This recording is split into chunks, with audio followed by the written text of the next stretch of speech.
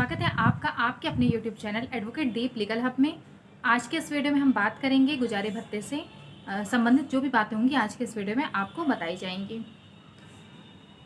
जब कभी ऐसा होता है कि परिवार में कमाने वाला केवल एक ही सदस्य हो और घर के जितने भी सदस्य हैं उन सबका जो आर्थिक उनकी जो स्थिति है वो उसी पर निर्भर करती हो, और फिर एक समय ऐसा आए जब वो जो कमाने वाला सदस्य है वो भी उनकी आर्थिक मदद करने से मना कर दे। जैसे कि अगर कोई पत्नी है, वो अपने पति के साथ रहती है, लेकिन किसी कारणवश उसकी पत्नी उससे अलग रहने लगी, या ये भी हो सकता है कि उसकी पत्नी उसी घर में रह रही है लेकिन उसका पति क्या करता है कि उसे गुजारे भत्ता देने से मना कर देता है। उसके जीवन की जो आवश्यक चीज़ें हैं उनको देने से उसको मना कर देता है।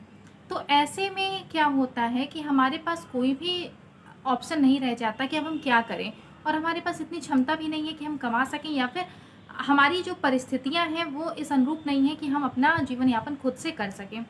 तो ऐसी स्थिति को देखते हुए कानून में एक जो आर्टिकल लाया गया वो था गुजारे भत्ते का। गुजारा भत्ता इससे से रिलेटेड है। गुजारा भत्ता दिए जाने के पीछे एकमात्र मकसद ये है कि जो ऐसे घर में रहने वाले जो ऐसे सदस्य हैं जो अपना भरण पोषण करने में असमर्थ हैं, उनको उनकी आवश्यकता की चीज़ें उस व्यक्ति के द्वारा उपलब्ध कराई जाएं जो कि उस घर में रहता है, और वो उसका दायित्व बनता है कि वो उनका गुजारा भत्ता उनको दे। गुजारा भत्ता कौन कौन पा सकता है? पत्नी, पति। जी हाँ, पति भी गुजारा भत्ता पाने का हकदार होता है। वीडियो के लास्ट में आपको इस पर भी बताया जाएगा और आपको बताया जाएगा किस स्थिति में पति को गुजारा भत्ता प्राप्त करने का अधिकार है। पत्नी, पति, बच्चे, वृद्ध माता पिता, इन सबको गुजारा भत्ता प्राप्त करने का अधिकार है। पत्नी अगर तलाकशुदा पत्नी भी है तो भी उसे गुजारा भत्ता प्राप्त करने का अधिकार होगा। बच्चों में अगर लड़का है तो लड़का जब तक बालिग नहीं हो जाता तब तक उसके पिता की जिम्मेदारी है कि वो उसे उसका गुजारा भत्ता दें, और अगर बेटी है तो बेटी जब तक विवाहित नहीं हो जाती तब तक अविवाहित बेटी को गुजारा भत्ता देने का दायित्व पिता का होता है। पत्नी है, पत्नी को गुजारा भत्ता पाने का अधिकार है। वृद्ध माता पिता है, उनके पास अगर वो अक्षम है अपना भरण पोषण करने में तो बेटे का अधिकार होता है, बेटे और बेटी दोनों का अधिकार होता है कि वो अपने माता पिता को गुजारा भत्ता दें, उनका भरण पोषण करें।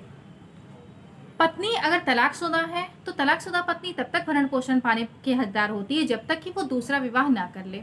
अगर पत्नी ने तलाक के बाद किसी दूसरे पुरुष से शादी कर ली है तो भरण पोषण का उसका जो अधिकार है वो यहाँ पर खत्म हो जाता है। तो ये सारे लोग हैं जिनको भरण पोषण प्राप्त करने का अधिकार होता है। बेटी विवाहित है और अगर वो विधवा हो जाती है तो विधवा जो लड़की है, विधवा लड़की को गुजारा भत्ता प्राप्त करने का अधिकार उसके ससुर से होता है। वो अपने पिता से गुजारा भत्ते की मांग नहीं कर सकती है।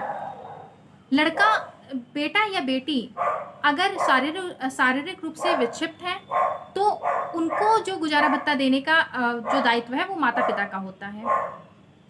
पत्नी जो गुजारा भत्ता पाने की हकदार होती है वो तभी तक होती है जब तक कि उसकी शादी नहीं हो जाती किसी दूसरे पुरुष से। अगर वो शादी कर लेती है किसी दूसरे पुरुष से तो वो गुजारा भत्ता मांगने की हकदार नहीं रहती है। पत्नी जब गुजारा भत्ता की मांग करती है तो वो क्या करती है कि कोर्ट में एक एप्लीकेशन दायर करती है और अपने पूरे खर्चे का ब्यौरा देती है। तो उस खर्च के ब्यौरे के हिसाब से अदालत एक जो अमाउंट जो होता है वो अदालत की नज़र में जो एक सही अमाउंट होता है वो उतना अमाउंट गुजारा भत्ता देने के लिए वो पास कर देती है। उस पर वो उसके पति को यह निर्णय देती है कि आदेश देती है कि वो इस राशि का भुगतान हमेशा अपनी पत्नी को हर महीने करेंगे।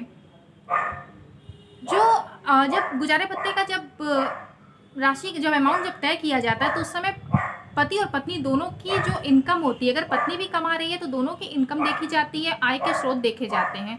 पत्नी जब एप्लीकेशन फाइल करती है गुजारा भत्ता की मांग के लिए तो उसको साथ साथ अपने पति की इनकम से रिलेटेड जो भी उसके पास डॉक्यूमेंट हो वो सारे पेश करने पड़ते हैं, या फिर आयकर रिटर्न का अगर उसके पास कागज हो तो वो उसे वहाँ पर लगाती है, जिसके माध्यम से कोर्ट ये तय कर पाती है कि इसके पति की आय कितनी है और वो कितना गुजारा भत्ता देने के लिए सक्षम है। उस हिसाब से कोर्ट इसको तय करती है।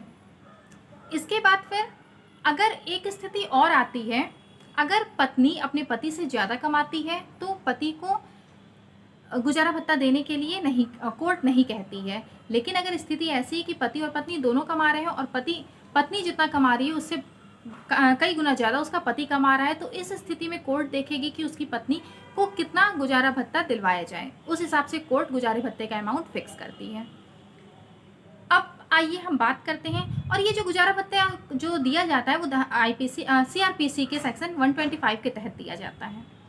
अब आइए हम बात करते हैं कि पति किस स्थिति में गुजारा भत्ता पाने का हकदार है। केवल पत्नियां ही गुजारा भत्ता पाने की हकदार नहीं होती, साथ साथ पति भी होता है। हिंदू विवाह अधिनियम की धारा 24 और सीआरपीसी की धारा 125 ये बात कहती है कि पति को भी अधिकार है, जिस तरह से पत्नी को अधिकार है गुजारा भत्ता मांगने का, उसी तरह से पति को भी अधिकार है गुजारा भत्ता मांगने का। लेकिन यहाँ पर शर्त एक है कि पति अक्षम रहना चाहिए, शारीरिक रूप से अक्षम हो अपना जीवन यापन करने के लिए। जैसे पति के अंदर कोई ऐसी शारीरिक अक्षमता हो जिसकी वजह से वो कोई काम नहीं कर सकता, कोई जॉब नहीं कर सकता, जिस वजह से जब उसके पास कोई जॉब नहीं होगी, कोई काम नहीं होगा, तो वो अपना जीवन यापन जो उसकी ज़रूरी आवश्यकताएं हैं वो उसकी पूर्ति नहीं कर सकता। तो ऐसी स्थिति में पति अपनी पत्नी से गुजारा भत्ता की मांग कर सकता है। तो अगर आपके साथ ऐसी कोई परिस्थिति है तो आप भी अदालत का दरवाज़ा खटखटा सकते हैं गुजारा भत्ते के लिए। इसके अलावा अगर आपको किसी और टॉपिक पे इससे रिलेटेड कोई वीडियो चाहिए तो आप कमेंट बॉक्स में ज़रूर पूछिएगा। वीडियो कैसा लगा कमेंट में ज़रूर बताइएगा। चैनल पर नए होंगे तो सब्सक्राइब करना मत भूलिएगा। बेल आइकन को ज़रूर प्रेस कर लीजिएगा। इस चैनल पर हमेशा आपके अधिकार की बातें बताई जाती हैं, तो इसलिए चैनल को सब्सक्राइब करना और बेल आइकन को प्रेस करना बिल्कुल मत भूलिए। धन्यवाद।